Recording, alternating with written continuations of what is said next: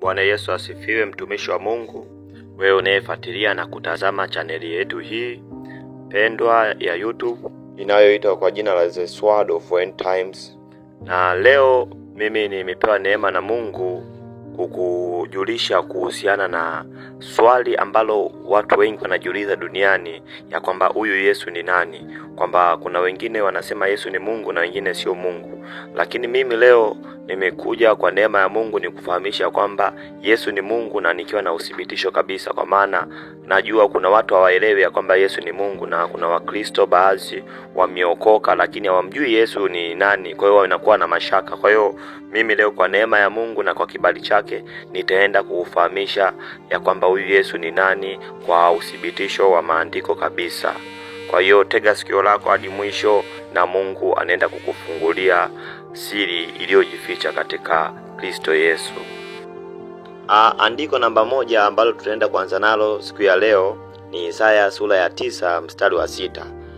Biblia inasema, kwa maana kwa ajili yetu mtoto amezaliwa, tumepewa mtoto mwanamume, na uweza wa kifalme utakuwa begani mwake, naye ataitwa jina lake Mshauri wa Ajabu, Mungu mwenye nguvu, Baba wa milele, na Mfalme wa amani. Hilo ni andiko namba 1 ambalo linathibitisha kwamba Yesu ni Mungu. Yeye ni mtoto mwanaume aliyezaliwa kutoka kwa Bikira Maria, naye jina lake Biblia inasema kwamba ni Mshauri wa Ajabu, Mungu mwenye nguvu, Baba wa milele, na Mfalme wa amani. Kwa hiyo ni namba 1, iweke akilini. Uthibitisho namba 2 tutatoa katika andiko la kitabu cha Yohana sura ya 1 mstari wa 1. Nitasoma na pia nitaenda kusoma sura ya 1 mstari wa 14. Lakini nianze hapa sura ya 1 mstari wa 1. Biblia inasema, hapo mwanzo kulikuwako na neno, naye neno alikuwako kwa Mungu, naye neno alikuwa Mungu. Na ninaruka inaenda mstari wa 14. Biblia inasema, naye neno alifanyika mwili akakaa kwetu, nasi tukauona utukufu wake, utukufu kama wa mwana pekee atokaye kwa Baba, amejaa neema na kweli.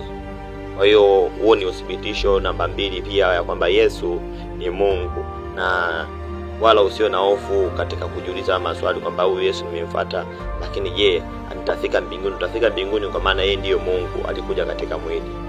Amina.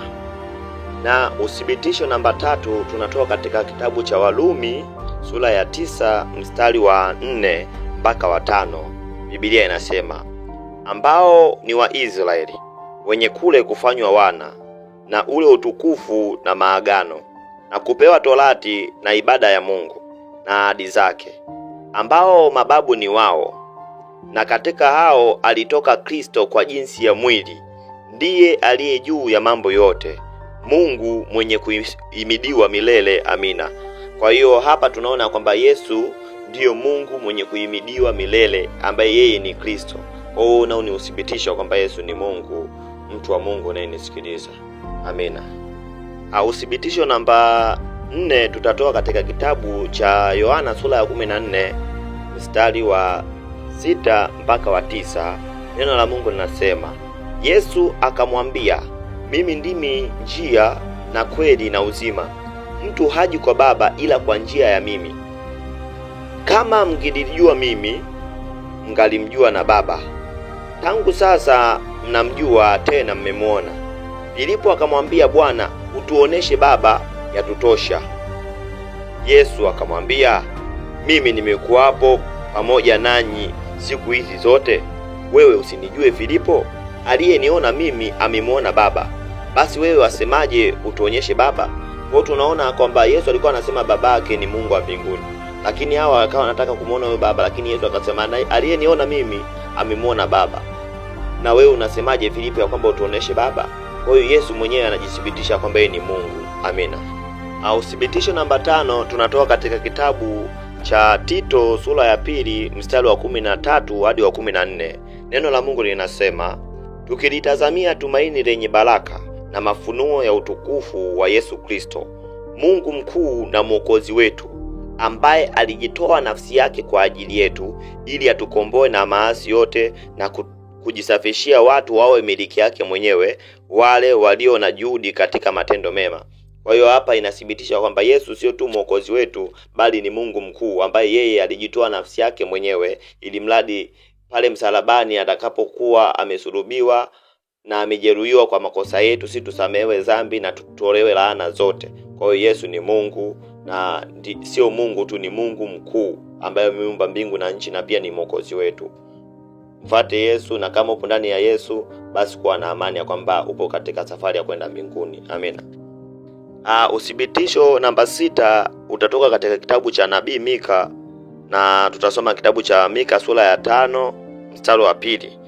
Neno la Mungu linasema, bali wewe Bethlehemu Efrata, uliye mdogo kuwa miongoni mwa elfu za Yuda, kutoka kwako wewe atanitokea mmoja atakayekuwa mtawala katika Israeli, ambaye matokeo yake yamekuwa tangu zamani za kale, tangu milele.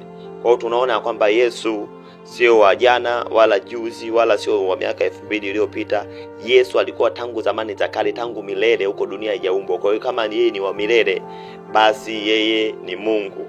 Malaika wote wameumbwa na yeye, na yeye ndio kila kitu. Amina.